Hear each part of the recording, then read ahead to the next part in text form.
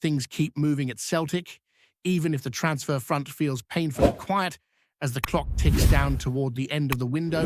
With less than a week remaining before it slams shut on Monday night, the atmosphere around the club is a strange mix of tension, frustration, and cautious hope.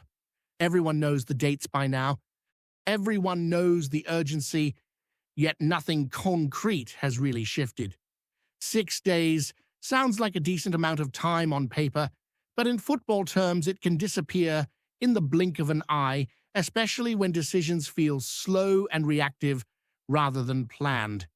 What makes it even more intense is the fact that Celtic are not just waiting around doing nothing. They have matches to play, pressure to manage, and momentum that absolutely cannot be allowed to slip. The timing of it all is important because Celtic Park finally comes back into focus this week, and that alone lifts the mood a little. A run of home games can be exactly what a squad needs when things feel edgy. Thursday night brings a massive European test with a must-win scenario in the Europa League. There is no room for calculation or half measures. The task is simple, even if the execution it is not. Win and Celtic keep their European journey alive. Lose and the curtain comes down. That alone should sharpen minds, but it also comes sandwiched between domestic pressure and an upcoming league fixture that feels far more loaded than it should. Another meeting with Falkirk so soon after the last one adds to that sense of repetition and grind, yet it is another game that simply has to be won. Amid all of that, one incident has dominated the conversation more than anything else, and that is the decision to appeal the red card shown to Austin Trusty.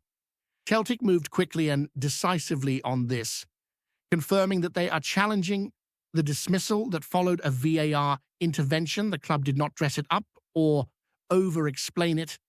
Just a clear statement of intent and straight into the disciplinary process. What really stands out is the fast-track nature of the appeal, which means a decision is imminent. There is no long wait, no dragging this out. The outcome will have an immediate impact, particularly on the weekend's match, because availability in defense is already a concern. The heart of the argument is not whether a foul occurred, because it clearly did, but whether it truly met the criteria of denying an obvious goal, scoring opportunity. That is where opinions split, and that is where Celtic believe the dismissal was wrongful. There was cover. The Hearts attacker was moving away from goal, and the situation was not as clear-cut as the law demands for a straight red. This is not about rewriting the rules. It is about interpretation, and that is always dangerous territory. What makes it even more contentious is the role of VAR. Many feel the on-field decision was subjective, but not a clear and obvious error, which raises the question of whether intervention was warranted at all. However, the appeal will focus purely on the red card itself, not the process that led to it. It genuinely feels like a 50-50 call, and that is what makes it so frustrating. There's a strong case to argue the card should be rescinded, but there is also a very real possibility that the decision is upheld. Either way, it highlights how thin the margins are right now for Celtic and how quickly one moment can complicate an already delicate situation. Losing Trusty even for a single match should not be enough to spark panic. Yet the broader context of squad depth makes it feel far more significant than it otherwise would. The fallout from Sunday did not stop there, because comments from the opposing dugout only added fuel to the fire.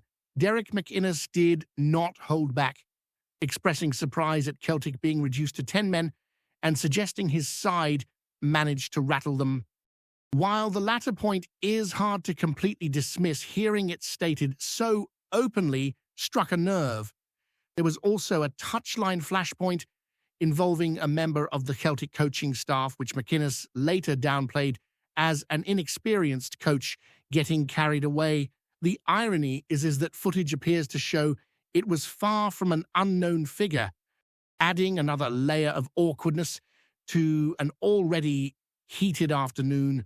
These little moments matter because they reflect the pressure bubbling beneath the surface. From the Celtic camp itself, the post-match message was more restrained. There were no grand promises, no dramatic statements aimed at the board, and no bold declarations about a flood of incoming players. Instead, the focus was on fitness and realism. Concerns were raised about Thomas Tranchera after he was seen holding his hamstring, though the hope is that it was purely precautionary. Given his lack of recent football, careful management is essential, especially when options in attacking areas are already limited. On top of that, there was an admission that Kieran Tierney is struggling with soreness, casting doubt over his involvement in the European match. Squad rotation may be forced rather than chosen, which is never ideal in games of this magnitude. When the subject of transfers inevitably came up, the response was telling. There was no talk of numbers, just a blunt acknowledgement that reinforcements are needed. That sums up the mood perfectly. The ambition is there in theory, but the execution has been lacking. Behind the scenes, the picture being painted is one of a club scrambling to adjust after key departures in the recruitment department. What once felt like a clear, well-structured scouting operation now appears disjointed, with short-term fixes taking priority over long-term vision. That sense of chasing the tail rather than leading the market is deeply unsettling for supporters. The frustration is amplified when looking around the league and seeing rivals conduct their business with apparent ease. Celtic, with significant resources at their disposal, should not look this stretched or uncertain. The idea of heading into crucial matches with makeshift solutions in key positions feels unacceptable given the stakes involved. Yet that is the reality right now, and it has eroded confidence among the fan base. The expectation has shifted from hoping for transformative signings to simply praying for competent additions before the deadline passes. Defensively, the red card situation has accelerated discussions about bringing in another central defender, with loans seemingly the preferred route. The emphasis appears to be on short-term cover rather than permanent investment, which raises questions about planning. Even the suggestion of adding a goalkeeper has left many scratching their heads, considering the more urgent needs elsewhere on the pitch.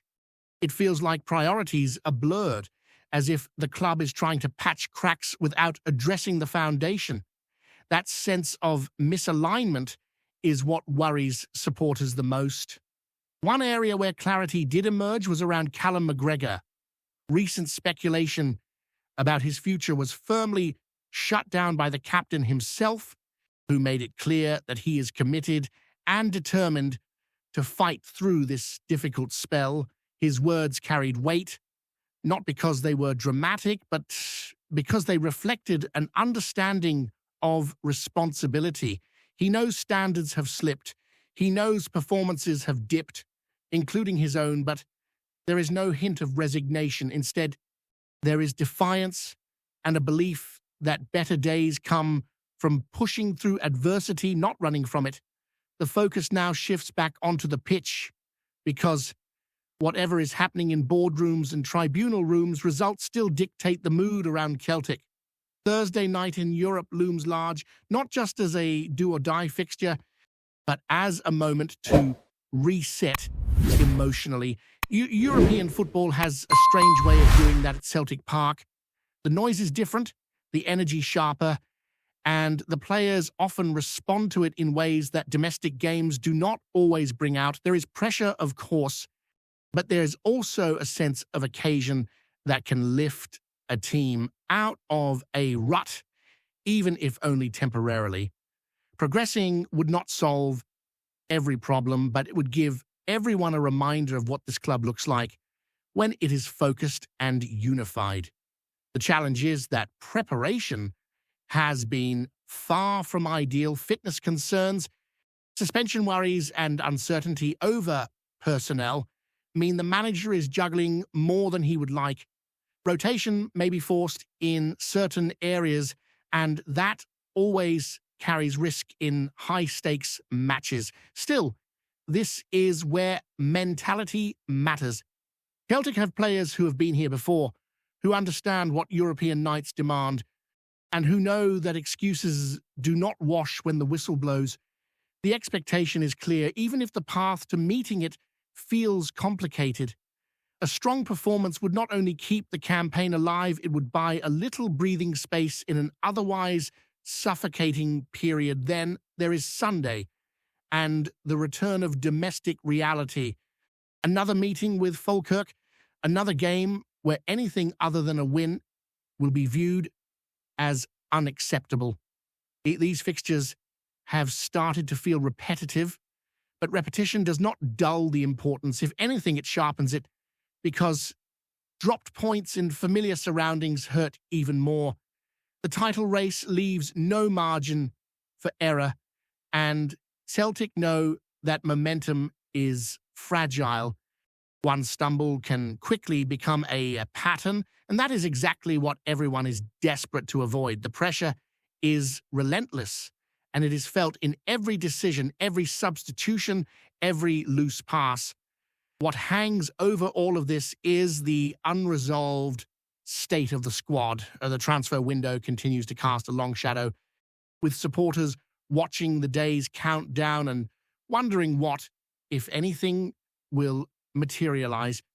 There is an acceptance that loans are likely, perhaps unavoidable at this stage, but that acceptance does not come with enthusiasm. Loans can help, but they rarely excite and they rarely signal long-term intent. The concern is that Celtic are firefighting rather than building, reacting to problems instead of anticipating them. That is not the image supporters associate with a club of this size and stature. Defensive depth remains the most glaring issue, particularly with uncertainty surrounding suspensions and fitness. Relying on makeshift solutions in crucial matches is not a position Celtic should find themselves in, especially given the financial muscle available. The frustration comes from knowing that this was foreseeable. Departures, injuries, and fixture congestion are not new concepts, yet the response feels late and improvised. Every rumor about incoming players is greeted with skepticism rather than excitement, which says a lot about where trust levels currently sit. In midfield, the conversation inevitably circles back to leadership and consistency. Callum McGregor's comments struck a chord because they cut through the noise. There was no deflection, no blame shifting, just an acknowledgement that standards must be met regardless of circumstances. His form may not be at its peak, but his commitment is not in doubt. That distinction matters, especially in a squad where some players appear to have drifted mentally. Hunger is not something that can be coached overnight, and when it fades, performances follow. The hope is that McGregor's attitude can act as a reference point for others who may have lost their edge. The wider issue is identity. For years, Celtic prided themselves on a clear recruitment philosophy, targeting players with something to prove and something to gain. That approach brought energy, resale value, and a sense of progression. Right now, that identity feels blurred. Short-term fixes dominate the conversation, and long-term planning feels like an afterthought. Supporters remember when signings felt like statements of intent rather than acts of desperation, and that memory, only sharpens the current disappointment. As the deadline approaches, every hour feels heavier. There is still time to act, still time to bring in players, who can make a difference. But time alone does not guarantee action. The fear is not just that signings will be missed, but that the underlying issues will remain unaddressed even if bodies arrive. Quality matters more than quantity, and cohesion matters more than panic. Celtic do not need miracles, but they do need clarity and conviction.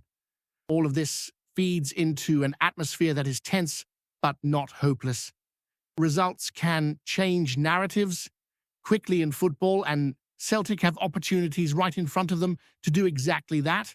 A European win followed by a strong domestic performance would not erase the concerns, but it would steady the ship. It would remind everyone that despite the noise, there is still a team capable of delivering when it matters.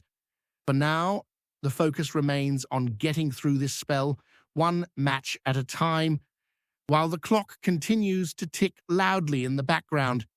Before we proceed, subscribe to our channel and enable notifications to receive all exclusive news about Celtic FC. Don't miss any details about your favorite team. It's extremely important for Celtic FC fans. Whispers have been swirling round the ground since the final whistle faded, and the talk in the press room is that something fierce kicked off behind closed doors. According to folk who were standing near the tunnel, Celtic boss Martin O'Neill is said to have stormed the dressing room like a man possessed, boots flying and voices rising. It's only a rumor just now, but the story has a bite to it. The tale goes that O'Neill, normally measured in public, snapped the moment he crossed the threshold.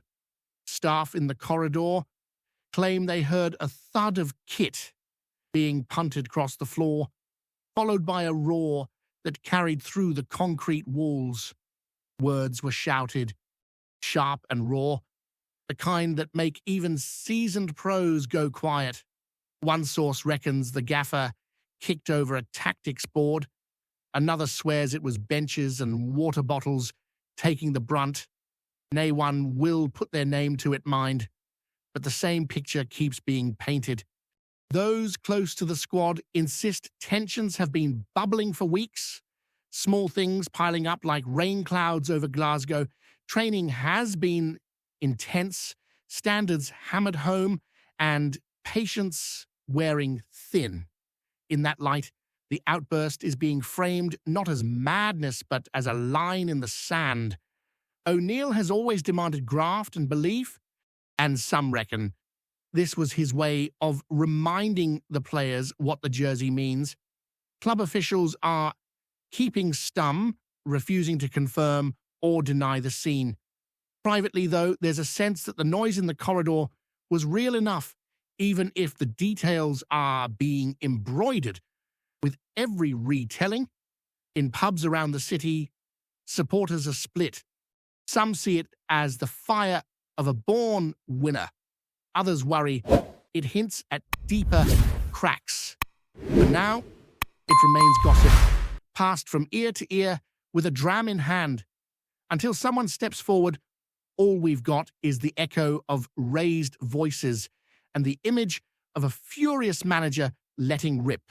Somewhere beyond the door marked home dressing room. Hello fan, don't forget to like and subscribe to the channel, as it means a lot to Celtic FC.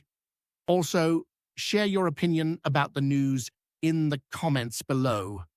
See you in the next video.